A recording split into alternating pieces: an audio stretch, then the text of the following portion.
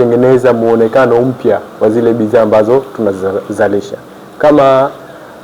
Kama tunavyoona bidhaa mbalimbali sasa hivi zimejikita katika kutengeneza branding, na branding ndio inayombeba ama inayobeba kampuni, ile image ya kampuni.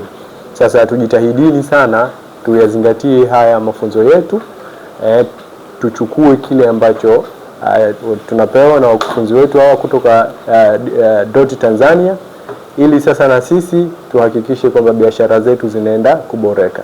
Namna tutakavyoziboresha ni kwa ajili ya kuongeza wateja, na lengo la kuongeza wateja ni kuongeza sales, na lengo la kuongeza sales ni kuongeza revenues, mapato ya biashara zetu, na lengo la kuongeza mapato ya biashara zetu ni kutengeneza kipato endelevu, lakini pia kutengeneza ajira kwa vijana wenzetu wengine, lakini pia kutengeneza ukuaji wa uchumi jumuishi wa nchi.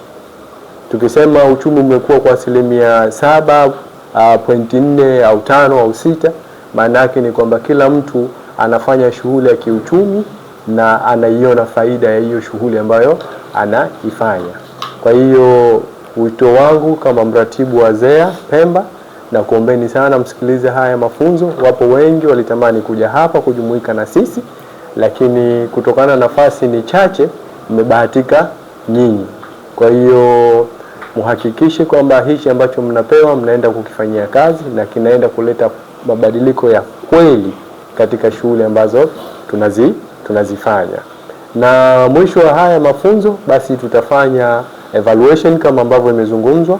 Tutatamani kuona mabadiliko, tutakuja huko kwenye biashara zenu kuona, lakini vile vile kujifunza zaidi taasisi, kwa upande wa taasisi ni mafunzo gani ama ni weakness gani bado ipo, ili sasa kupeana tena mafunzo zaidi na zaidi. Ni kuweza kuisaidia serikali vile ambavyo imepanga malengo yake kuweza kuyafikia, kwamba kila mjasiriamali aweze kupatiwa elimu ya kuweza kuikuza na kuitangaza biashara yake kwa ufanisi uliokuwa mkubwa. Na mwisho wa siku ni lazima tulete mrejesho kwa serikali kwamba kile tulichokwenda kukiwezesha, je, kimeleta matunda gani?